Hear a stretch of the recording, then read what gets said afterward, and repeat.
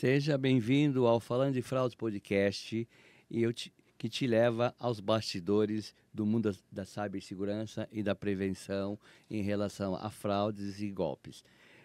Aqui nós desvendamos os mais sofisticados golpes, as maiores análises de cibersegurança, e os nossos convidados é que vêm trazer os maiores insights possíveis para cá, para compartilhar com vocês todo o conhecimento.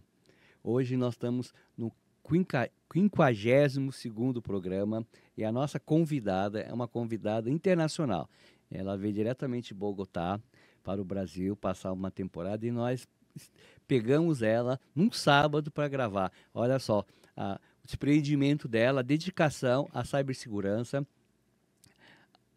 a nossa era digital e a todas as IAs do mundo que está gravando num sábado, doando o tempo dela para trazer para vocês todo o conhecimento dela. Mas antes de a gente passar para a nossa convidada, eu gostaria de dar fazer duas mensagens. Uma delas é que a gente sempre faz uma rezinha junta para lembrar vocês sobre segurança. Se você ou sua empresa ainda não caiu numa fraude, com certeza conhece alguém que já caíram. Esse é o nosso mundo atual. E antes também eu preciso agradecer e dizer que esse programa, esse episódio, só existiria com o nosso apoio de todos os nossos patrocinadores.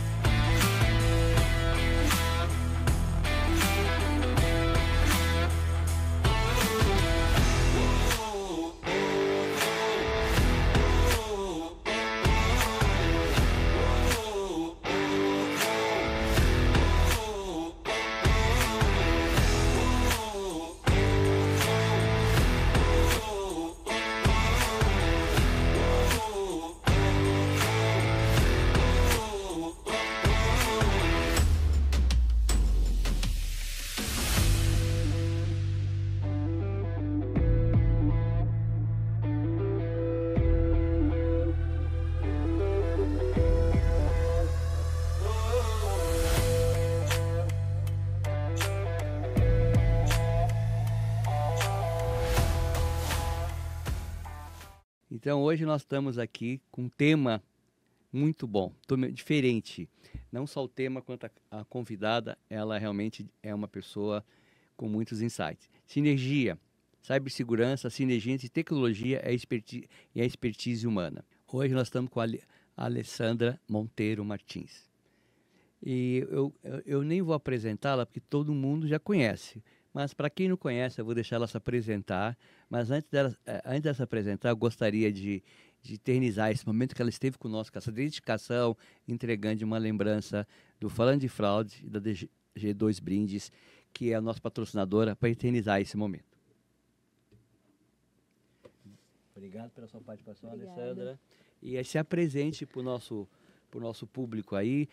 Quem é você? Eu acho que de uma maneira que não precisa ser muito longa, porque você é muito conhecida, né? Bom, de uma maneira breve, eu sou a Alessandra Martins, sou consultora, fundadora da APA Consulting, né? Atualmente, esse é o projeto, a empresa que eu tenho me dedicado mais fortemente desde 2022, mas hoje trabalho aí, vim da área de infraestrutura, né? Passei por toda essa parte de transformação digital, cloud, migração, DevOps, DevSecOps, e venho atuando aí na área de governança de privacidade, de tecnologia, de segurança, enfim. E IA, principalmente desde final de 2021 para cá, então já são 4 anos aí também me aprofundando nesse tema. Bom, para quem não me conhece, esse é um breve resumo do meu trabalho aí, da carreira, e aí tem projetos dentro do Brasil, fora do Brasil, empresas. Minha carreira começou em Manaus, mudei para São Paulo esse ano, fazem 10 anos, e aí agora começando um novo capítulo em Bogotá. Bom, antes de entrar nessa febre que chama-se IA, que hoje em dia 99% das conversas sobre cibersegurança, até sem ser gente do meio, é sobre IA. Todo mundo está usando IA, desde das adolescentes, agora com o novo site gratuito, até as pessoas mais de idade. Todo mundo quer usar IA, todo mundo acha que a IA vai fazer as coisas sozinhas, né? Que a IA não precisa ter um conhecimento, nem passar insights para que ela possa desenvolver um trabalho, e não considera como uma ferramenta, considera como um verdadeiro milagre. Mas vamos perguntar uma coisa pessoal para você, se puder nos falar. Você sempre quis ser cyber? Você sempre quis ser TI? Ou você deve ter começado sua carreira como TI e depois foi surgindo essa necessidade que aqui tem uns 10 anos de as pessoas terem essa prevenção, e hoje já tem até uma MBA, mas antigamente começava com o mundo de TI. Você sempre quis estar nesse meio, que é um meio estritamente masculino? A gente sabe que só 38% do meio de cyber são mulheres, né? Bom, essa parte é engraçada. 10% em cargos de destaque. A gente ainda assiste um preconceito velado, né? No Fun Fact, inclusive, algumas vagas fora do Brasil, principalmente, eu ainda encontro muito isso. No mercado latino, no Brasil já melhorou, mas no mercado latino você ainda vai ver vaga assim, diretor. Aí você se candidata. Não, veja bem, a vaga é para diretor, homem. Não está entre parênteses o A? Não. E aí, quando você se candidata, a resposta é, veja, a vaga é de gerente. Tá, mas gerente não é gerenta e gerente, homem, é gerente, manager. Não, essa vaga aqui é para homens. Porque nossa, isso aí é terrível, hein? Diretor. Não, essa vaga aqui é porque o diretor tem que ser o diretor. Ah, não pode ser a diretora. Não, tem que ser o diretor. Tudo bem, então, moço. Vocês deveriam colocar a vaga lá. Já tá velado. Já escancara logo. Bota lá preferencialmente ou necessariamente homens. Pronto. Antigamente tinha isso aí, viu? Eu sou de uma época que eu já vi esse tipo de anúncio preferencialmente, né? Eu falei, só velaram isso, porque continua do mesmo jeito, você se candidata e aí o que dá medo nesse A meritocracia pessoal? não vale nada, né? Não, meritocracia, carreira, você construiu carreira, pra quê? Nada, nada. E aí você olha pra isso e diz assim, cara, mas qual a diferença? Tipo assim, o que nesse momento, o fato de você ser um homem ou uma mulher vai pesar? Não é os conhecimentos, não é a habilidade, não é... Mas parece que não. Eu sou um parente. Quando olho eu tenho um call center, escritório de advocacia, tenho 50 funcionários. Quando eu olho para os meus colaboradores, enxergo outra coisa que o colaborador. Eu não enxergo sexo, não enxergo a cor. Uma vez perguntaram, eu gostava muito, agora não tenho mais tempo para isso, mas eu gostava de entrevistar todas as pessoas que entravam, né? Principalmente no call center, que eu não tinha tanta proximidade, que eu nunca fiquei no call center. Né? E aí eu entrevistei um moço lá, ele era de cor, mas ele falou assim, eu posso usar barba no trabalho? Eu falei, moço, se o senhor vier pelado com a mão no bolso e trouxer resultado, o senhor seja bem-vindo, viu? Tipo assim, eu não vou olhar se... Claro, que se o cara não chegar sujo, maltrapilho, né? Tem que falar, você não pode trabalhar aqui desse jeito. Né? Eu tive um caso uma vez, o escritório era pequenininho, de advocacia, e eu contratei uma secretária lá, na época tinha secretária, na realidade não é secretária, é recepcionista, né? Lembro. Aí contratei, ela veio fazer entrevista normalmente, adequada, vestida, não me lembro, vestida, né? Não lembro se ela estava de taí ou não, mas não importava, bem vestida. Quando cheguei no outro dia, ela estava com uma camisa gigantesca, escrito Jesus de baixo em cima. Né? Eu falei, não, a senhora não pode trabalhar assim, porque...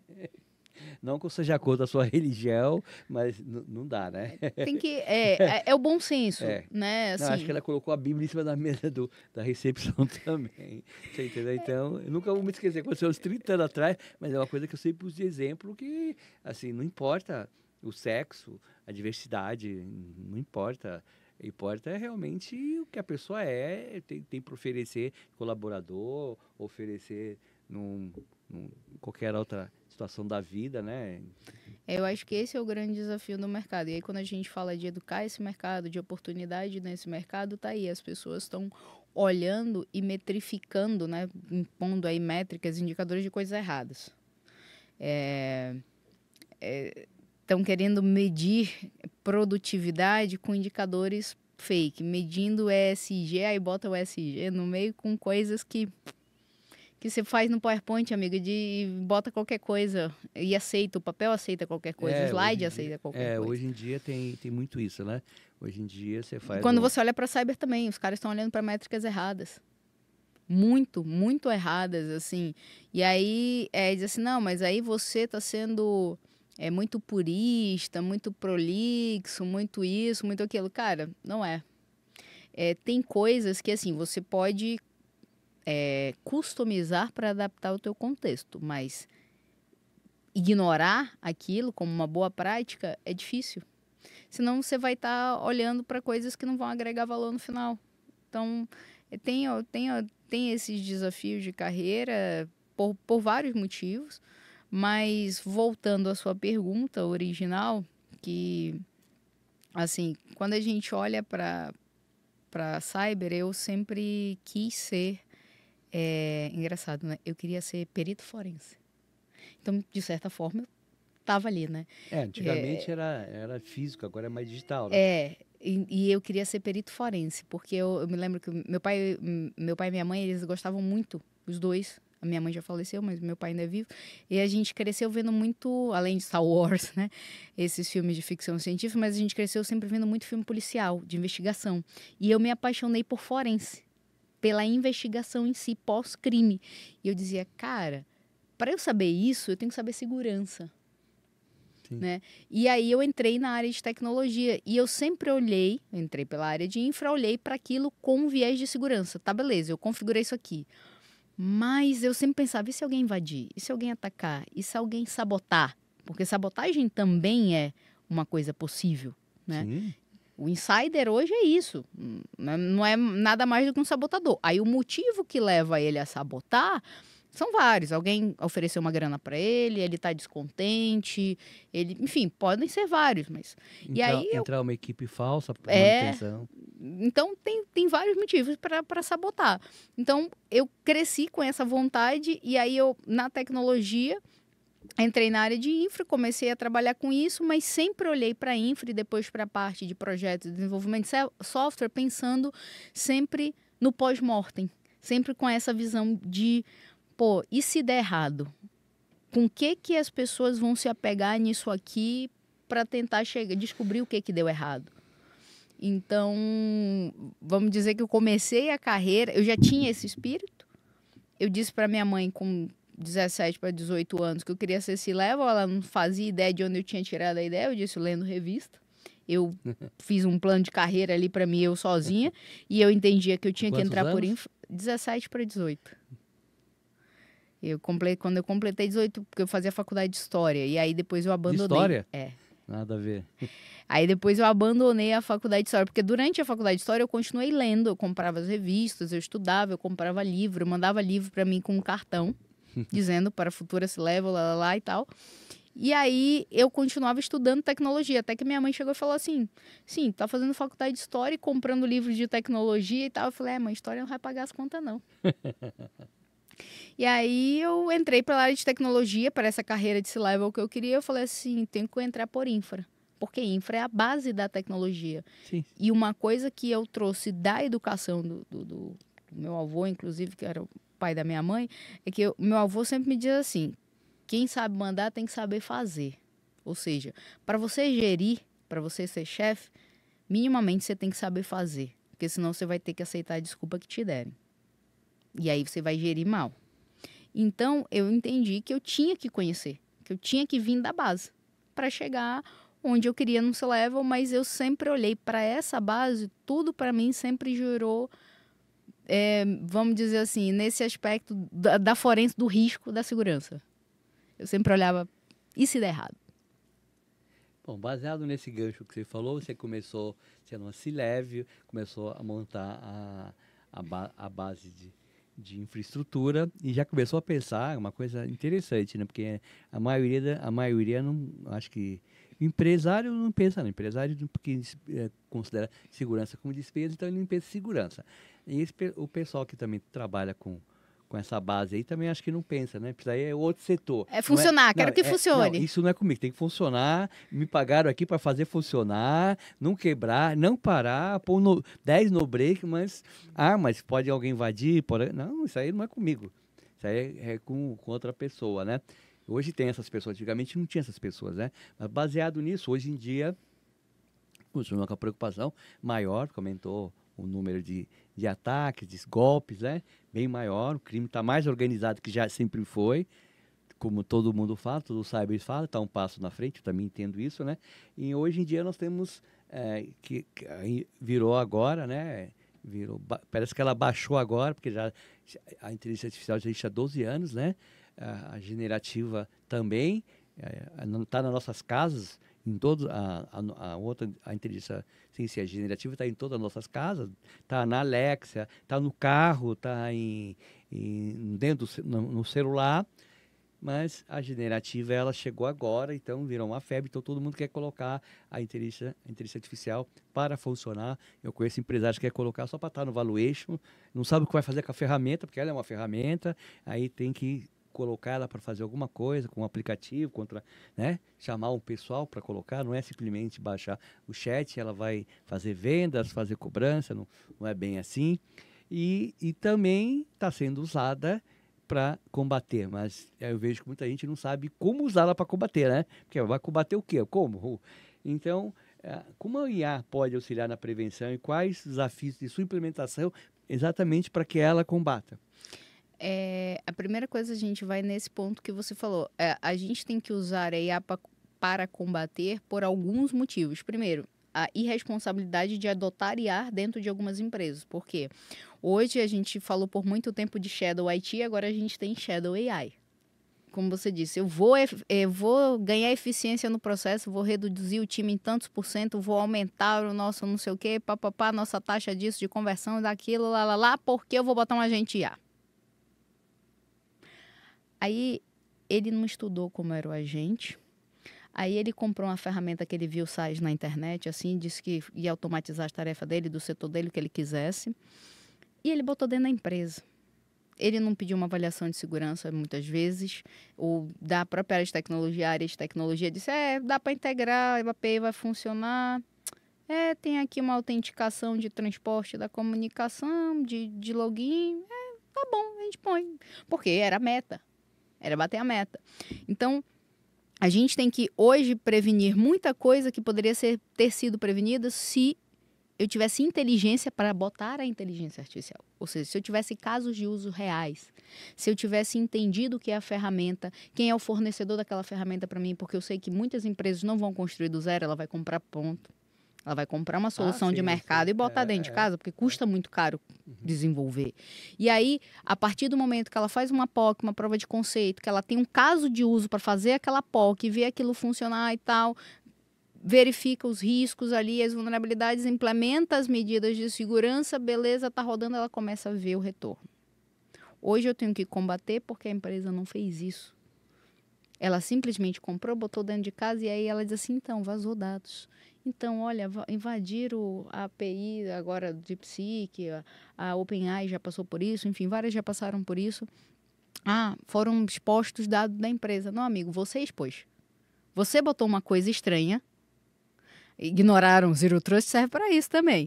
Ignoraram vários princípios e controles, processos de controle de segurança, botou dentro de casa, amigo. Você botou o estranho no ninho.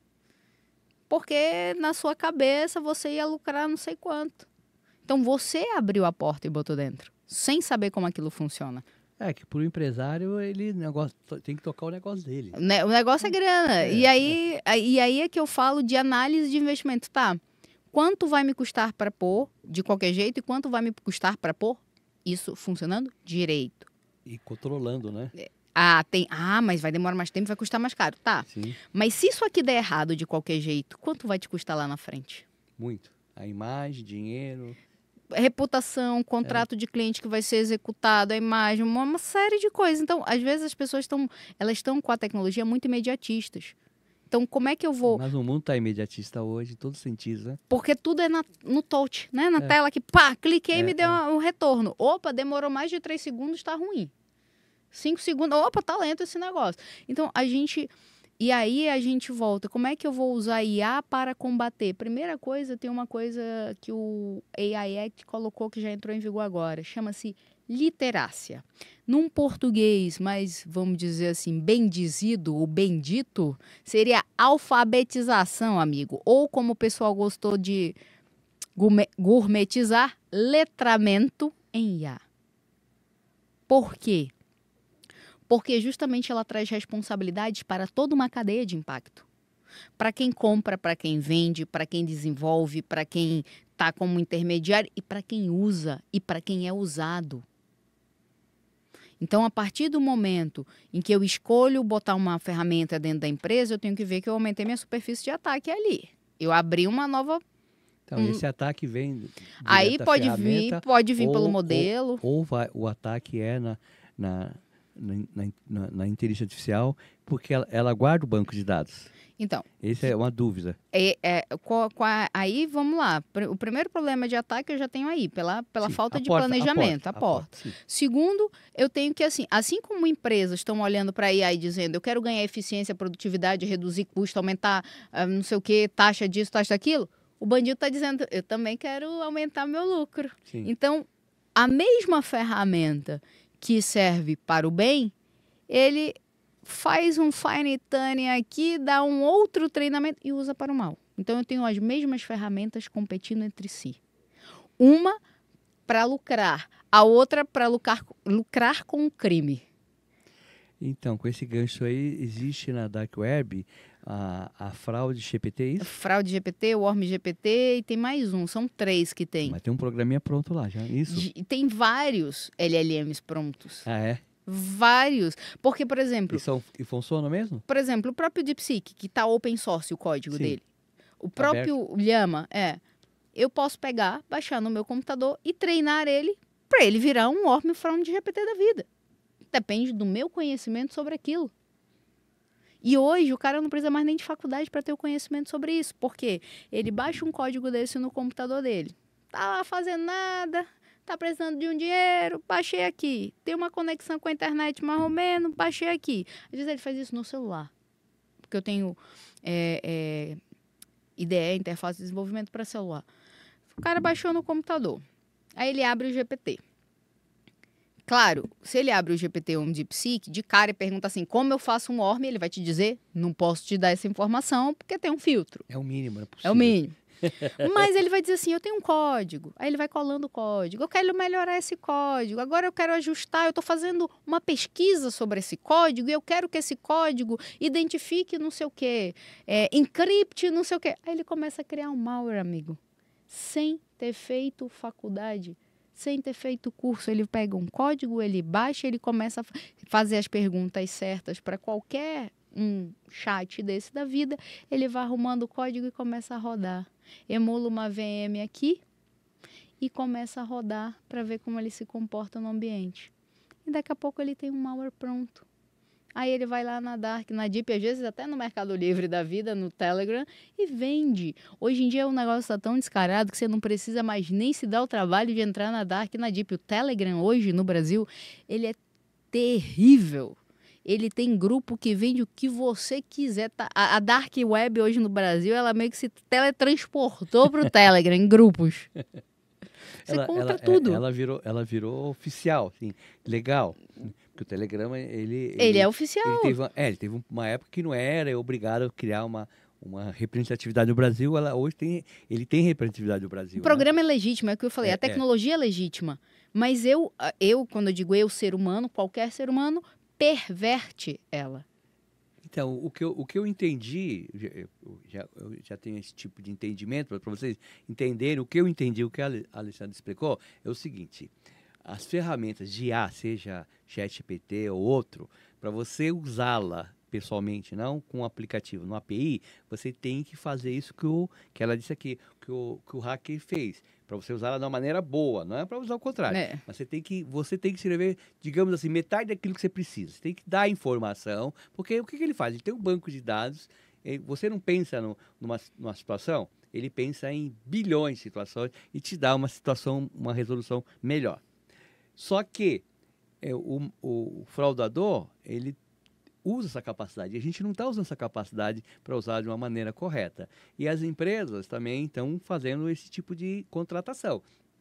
De qualquer maneira, para tentarem, algumas empresas chegam ao ponto de achar que vão cortar mão de obra, baratear. Isso é um absurdo. Ela é uma ferramenta que vai precisar, elas podem trocar o tipo de colaborador para colaboradores de mais mais qualificados para usar a ferramenta, para tirar relatório, porque se for vendas, vai precisar de relatório. Hoje vendas precisa de marketing. Se for cobrança, que é o meu caso, precisa de marketing, precisa para poder fazer todo o gerenciamento da ferramenta. E também criar, quanto mais porta aberta, mais cyber vai precisar para estar controlando o uso da ferramenta, porque vai estar aberta, né? E aí, controlar também quem que é essa fornecedora de inteligência artificial, se ela não vai ser hackeada. Porque você tem, quando você usa a ferramenta, pelo que eu entendi, você corre 2 riscos. Um, de serem hackeados, como foi agora o DeepSeek, né? Uhum. E o GPT já foi, e dentro da sua própria empresa, seus dados, entendeu? Porque aí ele começa a usar a mesma ferramenta que você está usando, o cracker, que o correto seria cracker, hacker seria o do bem, o cracker, quando eu comecei era o do mal. É que o povo gosta de fazer uma coisa só, né? Mas não... E até mudaram o hack do bem e hack do mal, né? Eles botaram white, Enfim, o que acontece? Hoje, ele usa a mesma ferramenta que você. E ele vai testar ela para buscar vulnerabilidade. E aí, no momento que ele descobre as empresas que estão usando a mesma ferramenta que ele descobriu a vulnerabilidade, ele vai explorar. E hoje, ele não usa uma só, ele usa vários desses. Porque tem uns que são gratuitos, tem alguns que você pode usar via API, como o Cloud da Anthropic. Tem uns que você pode baixar no seu computador, tem outros que você usa online, tem uns que, para você ter um melhor desempenho online, você tem que pagar. Enfim, são os mesmos. A forma como eles estão usando é que é diferente das empresas. E aí, eu tenho empresas que estão usando o IA para otimizar a sua defesa. Mas, enquanto você está usando a IA para otimizar a defesa, porque você criou uma nova porta, porque você botou a IA dentro da empresa, os crackers, né, os atacantes maliciosos, estão usando para descobrir a falha da ferramenta que você está usando para usar contra você. Então, é difícil, é uma questão constante e é muito essa questão humana de perceber isso e dizer assim, peraí, essa visão sistêmica para mim de causa e efeito, ela veio comigo, eu acho que faz muito parte da criação, da forma que nada é por acaso. Aí o cara diz assim, eu fui atacado, agora deu certo. Por que esse ataque agora deu certo? O cara já estava lá te fuçando há um tempão com aquele provedor, com aquela ferramenta que você usava. Ele só esperou a vulnerabilidade certa, ou às vezes um zero day certo. Por exemplo, tem um ataque da Apple de 2023, se eu não me engano, 22 ou 23. Teve um ataque da Apple que os caras pegaram 3 zero days. 3 falhas de zero day. Ou seja, não eram... O que é zero day? Zero day é falha do dia zero. É aquela falha que o fabricante não conhece, tá? Uma falha que o fabricante não conhece. De vício oculto.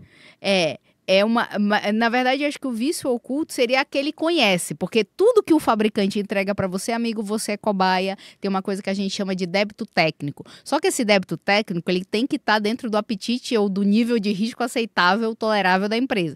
Tudo que vai para você, amigo, nunca tá 100%. Primeira coisa, esquece, ainda mais software.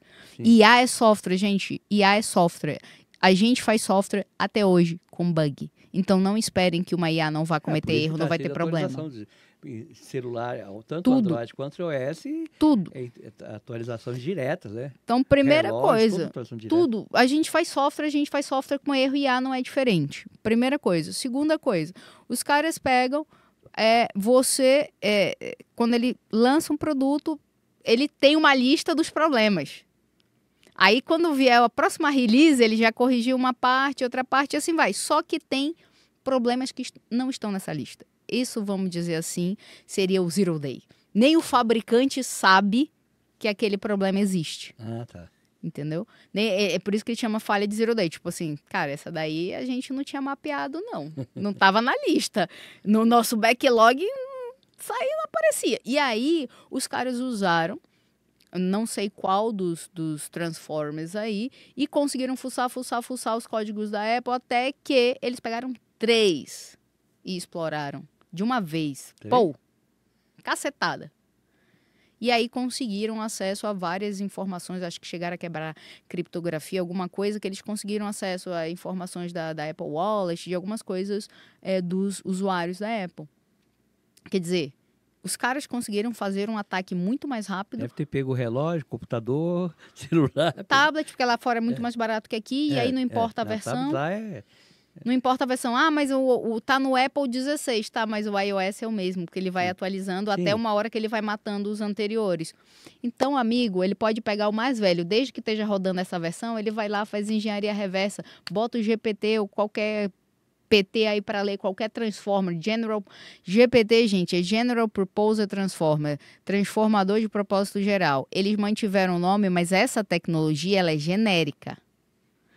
Eu posso ter vários General Purpose Transformers, tá? Então, o ChatGPT escolheu se chamar ChatGPT, mas essa tecnologia também é usada em outros aplicativos, General Purpose Transformers. Só que, por exemplo, a Google chama lá, acho que... Não, dela eu esqueci o nome, da Meta, o Llama Bee, alguma coisa assim. O da Meta, aí da Google tem um nome, ele foi mudando de nome, agora eu não lembro qual é o último nome que ele estava. Mas não lembro. ele começou lá, tinha umas siglas estranhas lá, e agora já tem um outro nome parecido com Bard. Enfim, todos esses trazem vulnerabilidades. Enquanto você está usando um chat, um copilot da vida, para melhorar teu código, para botar uma aplicação da tua empresa, o cara está usando para ler o código do teu site, da tua aplicação que está publicada e fazer uma engenharia reversa e buscar falha. Então, você está trabalhando uma coisa, ele está trabalhando na desconstrução daquela coisa. Só que aí com a IA ele está ganhando tempo. Por quê? Muito, né? Porque ele não tem limite, ele não tem ética. E você tem. Só que, por que eu digo que hoje, vamos dizer assim, os fraudadores, o mundo do crime ganha da gente? Porque nós somos mentirosos. Quando eu digo nós sociedade, nós profissionais, nós somos uns grandíssimos hipócritas mentirosos que se escondem atrás de certificação. É isso que a gente tem hoje em dia. Um monte de empresa lá, tá aqui, certificado isso, certificado aquilo, certificado não sei o quê, papapá. Na prática, o controle é uma água. E o que eles exploram? As mentiras que a gente diz que faz. Então, o controle que eu minto que eu tenho, e que só tá pela metade, é isso que ele vai explorar. Ele vai ler o código, o cara tem barreira tal, barreira tal, barreira tal, segundo o que ele fala nas políticas dele. Bora testar essas barreiras. E naquela barreira que você disse que fazia e não faz, é onde ele entra. Só que hoje ele faz isso mais rápido, porque ele tem N tipos de inteligência de software para ler as políticas, para ler código e para quebrar aquilo. Para ir tentando um a um e, opa, achei a mentira aqui, ó. O cara disse que fazia tal coisa, não faz. Entra. Acabou. E é só o que ele precisa. A gente tem que parar de se iludir com as mentiras piedosas, dizer agora a gente é certificado não sei o quê. É propaganda enganosa. Porque, a gente tem que fazer aquilo de verdade. Para às vezes se prospectar um cliente, tem que colocar várias coisas lá que você não tem, né? Ou então você tem que se comprometer de fazer aquilo de verdade, que é isso que a gente fala da segurança em camadas, de aprofundar, de melhorar, porque não adianta, não vai ter como você entrar com 100% de tudo, ninguém entra. Eu tinha uma pergunta aqui, mas eu tenho que mudar essa pergunta, né? Porque aqui fala que a diferença é a regulamentação da IA europeia com outras iniciativas globais, né? Uhum. Eu acho que a pergunta é a seguinte, o que a IA na Europa já tem alguma regulamentação, ela pode ajudar a ter uma regulamentação no Brasil que se tem alguma incipiente ainda para justamente evitar isso, porque eu acho que tem que ter uma regulamentação que talvez a regulamentação possa vir ajudar a cobrir essas falhas aí de acesso, talvez até o fornecimento de programas, alguma coisa para quem não tem uma certificação. Talvez, não sei se esse é o caminho, né? Uma ideia, né? Se isso pode ser aberto, né? Se isso pode ficar igual as big techs, aí qualquer um vai lá, coloca o que quer, faz anúncio, vende a casa do vizinho. tem responsabilidade, nem isso é responsabilidade solidária deles, né? É livre a internet, direito de expressão, mas por que a gente tem que, né, ter uma certificação melhor, um comprovante melhor, né? Eu acho que a primeira coisa é aquilo que eu falei, a certificação ela não pode ser para inglês ver, ela tem que funcionar de verdade. E aí volta para as pessoas, para as práticas e os processos que as pessoas constroem, né? E aí é onde está o desafio de regular. Porque, normalmente, por que a empresa vai atrás de uma certificação, de um processo, de um controle? Porque ela diz assim, alguém me obriga, né? Uma lei federal, estadual, municipal, um regulador me obriga. Não vamos dizer assim, pelo menos no Brasil, a maioria, não são todos, não é que ele diz assim, cara, aquela boa prática vai diminuir risco para o meu negócio, vai me dar mais, sei lá, mais tranquilidade para o meu negócio, vai dar uma sustentabilidade maior e tal. Ele não olha para isso, ele diz assim, não, eu tenho que fazer esse negócio aí, porque senão eu vou ser multado, porque senão eu não... Primeira coisa é a cultura, que lá é diferente. A GDPR lá, antes de ser lei, ela era um normativo desde 1995. Ela só se transformou em lei em 2016 e só entrou em vigor em 2018. Mesmo assim, são 6 anos já. É outra maturidade. E ainda assim eles têm problemas lá. Mas é aquilo que você falou, né? Na maturidade de outros países, e aqui nós estamos na América Latina, né? E até o Brasil é diferente dos países vizinhos que tem uma maturidade melhor, um comportamento melhor, como o Chile, a Colômbia, né? Isso tudo se influencia, né? Cultura, né? Né? Hoje o mundo inteiro está perdendo um pouco de tradição e cultura, mas no Brasil muito mais. É que o Brasil acho que nem adquiriu, né? É que a cultura de privacidade e segurança no Brasil, ela está sendo forçada. Ela não veio de berço. Ela está sendo forjada pelos desafios, pelas ameaças, pelos incidentes que têm se concretizado. Acho que quando você perguntou para mim no começo da minha carreira, eu acho que quando eu estava lá, há uns 10 anos atrás, quando eu falava algumas coisas de segurança, as pessoas diziam para mim que eu estava vendo muito filme. Não, você estava vendo, mas era real. Aí eu falava assim, então, amigo, é que se você fizer a devida comparação com o que está aqui no cenário atual, vai dar no mesmo, amigo. Então, primeira coisa é isso. A segunda coisa... Esse é o principal desafio, a cultura. A cultura é um desafio quando a gente fala de regular. Porque aqui a pessoa não faz porque é uma boa prática. Ele faz porque ele é obrigado. Ele faz porque o cliente mandou, porque o contrato, porque o regulador... são poucas as empresas no site, fazer propaganda. Que enxergam aquilo como um diferencial estratégico competitivo de negócio, de sustentabilidade de negócio, de governança do negócio. Mas esse é um. Mas será que há possibilidade de fazer essa regulamentação? O segundo desafio de regular no Brasil, a gente já tem 2 leis. Um é o EBIA, que é a Estratégia Brasileira de Inteligência Artificial, que foi aprovada em 2021. Mas está em vigência já? Já, a estratégia já. Tanto que em 2023, 2024, ano passado, saiu o famoso PBIA, que é o Plano Brasileiro de Inteligência Artificial. Ele já começa a implementar uma parte do que a estratégia prometeu. Qual é o desafio de legislar no Brasil, além da cultura? A gente tem um outro problema, que na Europa passa, mas menos do que aqui. Eu tenho muito honoris causa, regulando. Eu tenho muito lobista. Eu tenho muito interesse. Hoje, quem legisla no Brasil, desculpa, eu tenho um monte de acéfalo, assessorado por lobista, né? Que o cara tá lá dizendo, não, regula isso aqui, cara, que a gente vai ganhar. A gente vai ganhar e tal, o seu partido... Isso chama corrupção, né? Brasil. Então, primeira coisa, a gente tá mal de legislador. Porque os legisladores são, assim, você conta a dedo quem está no nosso legislativo que realmente contrata uma assessoria para dizer, cara, esse tema aqui me ajuda, eu quero criar um projeto de lei que preste, que funcione para esse negócio. Alguém que tenha o discernimento, conhecer o mínimo para poder... E aí... Para poder... Aí eu tenho que... Aí, se não é lobista, né? Se não é fabricante, vendedor que está lá empurrando para passar, porque ele está... São muitas multinacionais. Muito multinacional. Vimos aí histórias como toda a nossa parte de minérios no Brasil privatizada, enfim. Passa mesmo na tecnologia. Só que se não é lobista de vendedor, é lobista de escritório de advocacia grande que quer vender serviço. E serviço ruim, diga-se de passagem. Que foi o que eu mais vi nesses anos todos de LGPD. Serviço ruim, mas que cobram caro, que tem a grife. Então, o que você vai entregar? Você tem um legislador que está pressionado, que poucas vezes tem o conhecimento necessário, a maioria das vezes é ignorante, e está pressionado ou por lobista ou pelo juridiquês do Brasil. E aí a gente sai com umas leis ruins, como foi a LGPD. Veja, não é que a LGPD seja ruim. A redação dela é que ficou cheio de to be done, né, de a definir pela autoridade, e até hoje ela ainda está aí lançando cartilha para tapar os buracos da lei. E é uma autoridade que não tem autoridade, né, que virou piada. A multa, a senhora multou em quanto? 14 mil reais, mas veja bem, se pagar na data, saía por 10 mil. As empresas estão preferindo pagar a multa do que se, de fato, adequar. E aí, continua a mesma coisa. Aí eu fico vendendo selinho de certificação.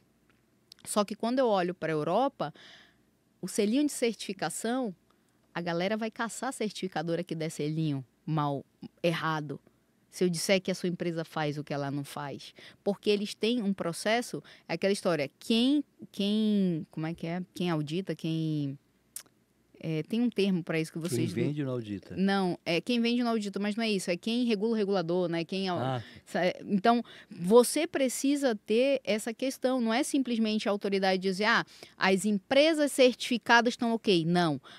Na Europa, tanto no AI Act quanto na GDPR, diz o quê?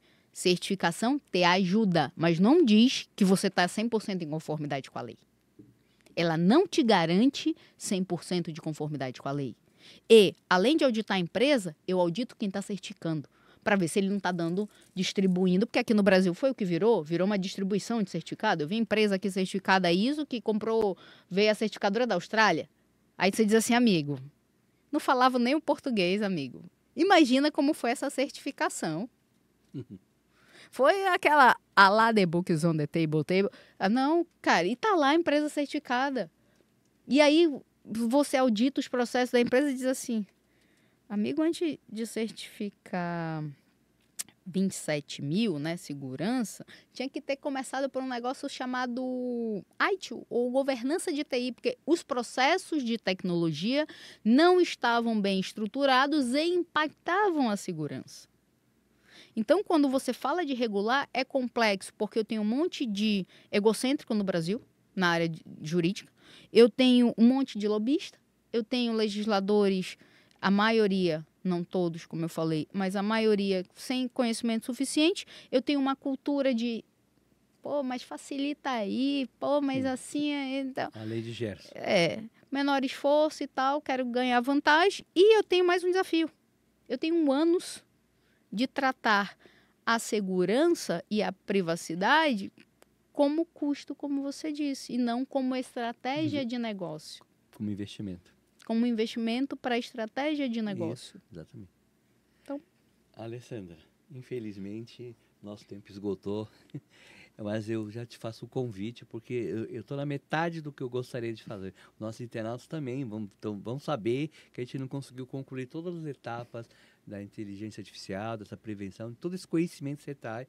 Eu estou surpreso com o seu conhecimento, realmente foram muitos insights.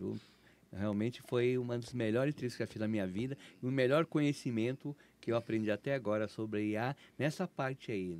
Não na parte de usar, mas na parte da prevenção e todos os riscos que nós estamos correndo, né?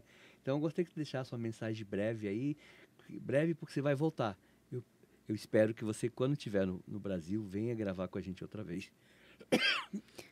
Bom, a minha mensagem é, assim como a IA tem um deep learning e um aprendizado contínuo, né, de máquinas e constrói essas redes para ela continuamente se aperfeiçoar ou aprender melhor, primeira coisa, nós precisamos continuar estudando e aprendendo. Segunda coisa, IA é software, gente, sempre vai ter bug, sempre vai ter falha. Apesar de eu conhecer pessoas, eu brinco que são os gepetos, os gepetos que se apaixonaram pelos seus Pinóquios. Eu conheço muitos criadores apaixonados pelas criaturas e o problema quando o criador se apaixona pela criatura, ele não vê defeito, ele não vê risco, ele não vê ameaça. E aí isso torna também regular um desafio. Porque todo mundo quer inovar, quer crescer, mas não quer entender como aquilo contribui para a inovação e o crescimento, o desdobramento dos impactos, e ter impacto no social por causa da questão de emprego e renda, pela questão da qualificação, tem impacto no ambiental pela questão do consumo de energia, do consumo de água e consumo principalmente de minério. Não tem chip, não tem processador, não tem computador para rodar IA sem minério. E não tem isso sem o meio ambiente ser impactado. Não tem energia sem o meio ambiente ser impactado. Não tem água para resfriar data center sem o meio ambiente ser impactado.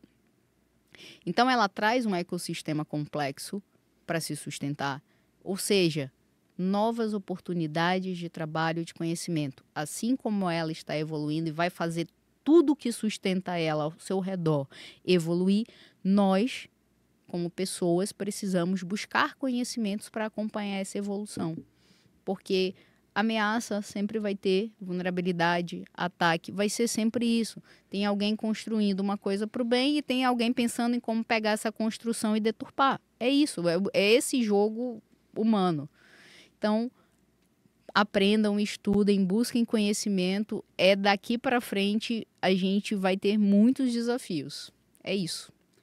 Bom, esse insight último que você falou já me deu a ideia de um novo programa. A gente vai fazer um programa aqui, você está convidada para a gente falar sobre o impacto da IA no mundo de como que ela vai criar, sobre o meio ambiente, sobre todos os recursos que precisa para ela funcionar, os minérios, a parte da água e o que vai impactar no meio ambiente. Então, fica convidado para isso. E se você quiser continuar seguro no mundo cyber, acesse o nosso canal, se inscreva, e se você tem algum problema com a sua empresa, ou você caiu numa fraude digital, algum golpe, me procure no LinkedIn ou nas minhas redes sociais, que talvez eu possa ajudar você a recuperar. E não se esqueça, galera, no mundo digital, confiança é boa, o antivírus e uma boa dose de desconfiança ainda são melhores. Nos vemos no próximo episódio, fiquem seguros.